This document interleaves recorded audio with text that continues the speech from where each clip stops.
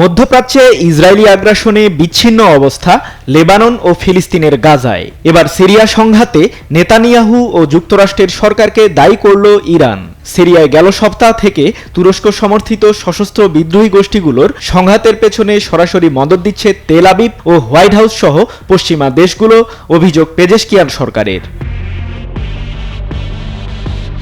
সোমবার তুরস্কে এক সফরে ইরানের পররাষ্ট্রমন্ত্রী সৈয়দ আব্বাস আরাকচি এমন অভিযোগ করেন বলে মঙ্গলবার এক প্রতিবেদনে বিষয়টি নিশ্চিত করেছে বার্তা সংস্থা রয়টার্স। সিরিয়ার সন্ত্রাসী গোষ্ঠীগুলো যুক্তরাষ্ট্র ও ইসরায়েলের সাথে সরাসরি যুক্ত বলেও অভিযোগ আরাকচির। এছাড়াও মধ্যপ্রাচ্যকে অস্থিতিশীল করা তেল আবিব ও ওয়াশিংটনের পরিকল্পনারই অংশ বলেও দাবি ইরানের পররাষ্ট্রমন্ত্রীর। এ সময় তিনি দেশটির প্রেসিডেন্ট মাসুদ পেজেশকিয়ান সরকারের পক্ষে সিরিয়াকে সামরিক শক্তি দিয়ে সহায়তা করার আশ্বাস দেন। Double million offer, Walton fridge কিনে পেতে পারেন 20 লক্ষ টাকা, রয়েছে কোটি কোটি টাকার নিশ্চিত উপহার।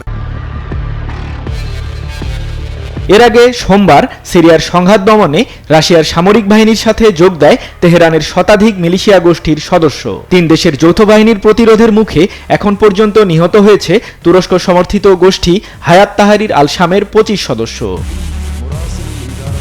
এদিকে ইরানের প্রেসিডেন্ট মাসুদ পেজেশকিয়ান সোমবার তেহরানে দেশটির এক সংবাদ মাধ্যমকে দেয়া সাক্ষাৎকারে বলেছেন, আঞ্চলিক অখণ্ডতার জন্য এবং নিরাপত্তা ও শান্তি প্রতিষ্ঠায় তার সরকার সবকিছু করতে রাজি। সৃজন মাহমুদ, নিউজ 24।